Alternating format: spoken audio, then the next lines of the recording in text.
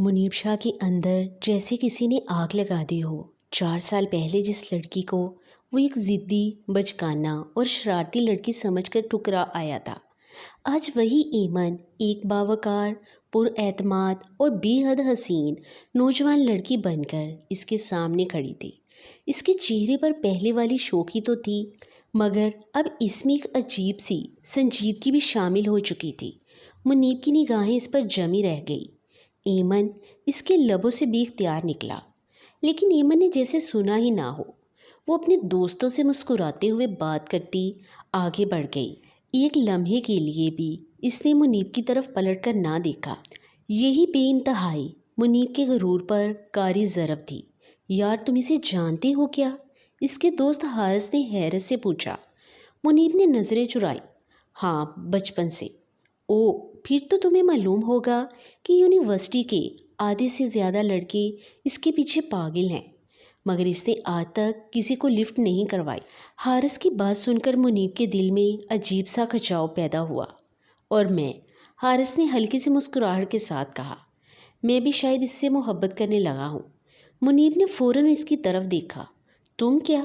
ہاں، پہلی بار کسی لڑکی کو دیکھ کر دل بے قابو ہوا ہے۔ میں جلدی ہی اسے اپنے دل کی بات بتا دوں گا۔ حارث خوشی سے بول رہا تھا، مگر منیب کے کانوں میں جیسے شور گونجنے لگا۔ اسے پہلی بار احساس ہوا کہ جس رشتے کو وہ بوجھ سمجھ کر چھوڑ آیا تھا، آج کوئی دوسرا اسے اپنی زندگی بنانے کا خواب دیکھ رہا ہے۔ اگلے دن منیب جان بوجھ کر ایمن کے راستے میں آ کھڑا ہوا۔ ایمن نے ایک نظر اس پر ڈالی اور آگے بڑھنے لگی۔ ایمن 1 منٹ وہ رک گئی، مگر پلٹی نہیں۔ جی کیا؟ اس کی آواز میں نہ مان تھا، نہ شکوہ، نہ محبت، صرف اجنبیت۔ کیسی ہو؟ کیا؟ الحمدللہ، بہت اچھی۔ بس کیا اتنے سال بعد یہی کہو گی؟ اب کی بار ایمن آہستہ سے اس کی طرف مڑی۔ آپ نے ہی تو 4 سال پہلے سب سامنے کہہ دیا تھا کہ میں آپ کو سخت ناپسند ہوں، پھر آج اتنی دلچسپی کیوں؟ کیا؟ منیب خاموش رہ گیا۔ وہ پہلی بار اپنے ہی الفاظ کے بوجھ تلے دب گیا تھا۔ ایمن نے پرسکون لہجے میں کہا، بعض جملے انسان بھول جاتا ہے، مگر جن پر گزرتی ہے وہ کبھی نہیں بولتے۔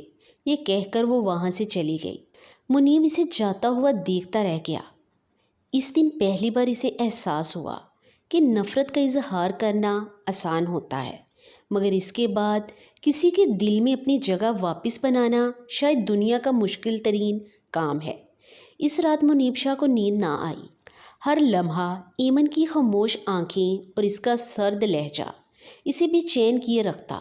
صبح ناشتے کی میز پر اس کی والدہ نے مسکراتے ہوئے کہا، منیب، کل تمہاری پھپھو کا فون آیا تھا۔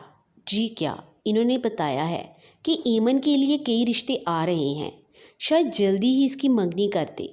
چائے کا کپ منیب کے ہاتھ سے تقریباً چھوٹ گیا۔ اتنی جلدی کیا؟ والدہ نے حیرت سے اسے دیکھا۔ کیوں؟ کیا تمہیں کیا فرق پڑتا ہے؟ آخر تم ہی اس رشتے سے انکار کر گئے تھے۔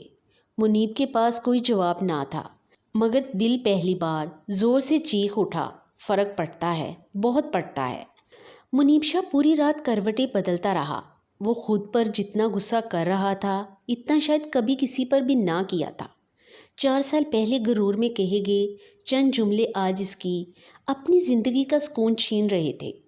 اگلے دن وہ جان بوجھ کر یونیورسٹی کے قریب پہنچ گیا۔ اس نے دور سے دیکھا، ایمن اپنی دوستوں کے ساتھ ہنستے ہوئے کیفے کی طرف جا رہی تھی۔ اسی وقت حارث بھی ہاتھ میں پھولوں کا گلدستہ لیے اس کے پیچھے بڑھا۔ منیب کے دل میں جیسے کسی نے خنجر کھونپ دیا۔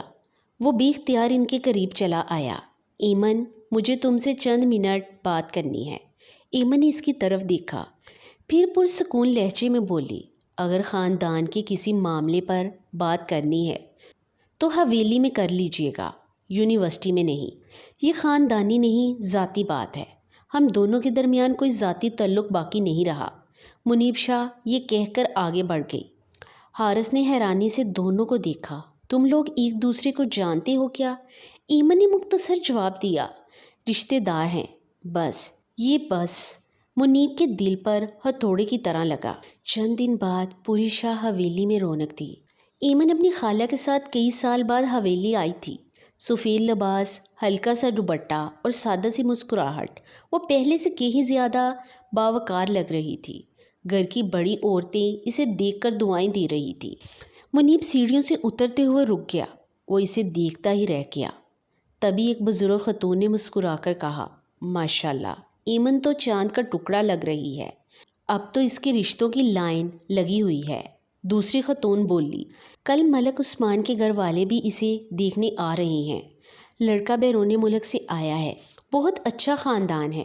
منیب کے قدم جیسے زمین میں گڑ گئے کہ کون آ رہا ہے؟ کیا عثمان کے گھر والے؟ اگر سب ٹھیک رہا تو جلد منگنی ہو جائے گی۔ یہ سن کر اس کے چہرے کا رنگ اڑ گیا۔ رات کو چھت پر ٹھنڈی ہوا چل رہی تھی۔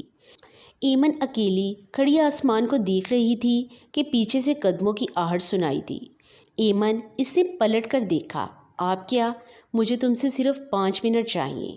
کہیں؟ منیب نے گہرا سانس لیا۔ اگر میں اپنے کیے پر معافی مانگوں تو کیا؟ ایمن کی آنکھوں میں ایک لمحے کے لیے نمی ابھری، مگر اس نے فوراً خود کو سنبھال لیا۔ معافی مانگ لینے سے وقت واپس نہیں آتا منیب شاہ، میں بدل گیا ہوں، مگر میں بھی بدل گئی ہوں۔ میں نے کبھی سوچا بھی نہیں تھا کہ میں ایک دن آپ ان تنہائی سے نکل آؤں گی۔ اس نے اس کی بات مکمل کر دی۔ 4 سال بہت ہوتے ہیں کسی کو بولنے کے لیے۔ منیب نے بے بسی سے کہا، کیا واقعی تم نے مجھے بلا دیا؟ ایمن نے خاموشی سے نظریں جھکا لی۔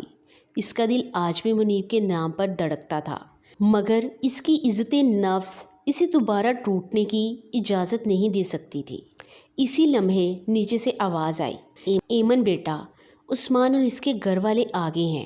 منیب نے چونک کر نیچے دیکھا۔ ایک قیمتی گاڑی حویلی کے سامنے آ کر رک گئی تھی۔ اس میں سے ایک قدوار وجیہ نوجوان اترا، جس کے ہاتھ میں خوبصورت گلابوں کا گلدستہ تھا۔ اس نے مسکرا کر اوپر کھڑی ایمن کو دیکھا اور پہلی ہی نظر میں منیب شاہ کو محسوس ہوا۔ اس بار مقابلہ صرف اپنے غرور سے نہیں بلکہ ایک ایسے شخص سے تھا جو ایمن کو وہ عزت دینے آیا تھا جس کی وہ ہمیشہ سے حقدار تھی۔ اگر آپ کو ویڈیو پسند آئے تو چینل کو سبسکرائب کریں، ویڈیو کو لائک شیئر کریں اور ایک اچھا سا کمنٹ کریں۔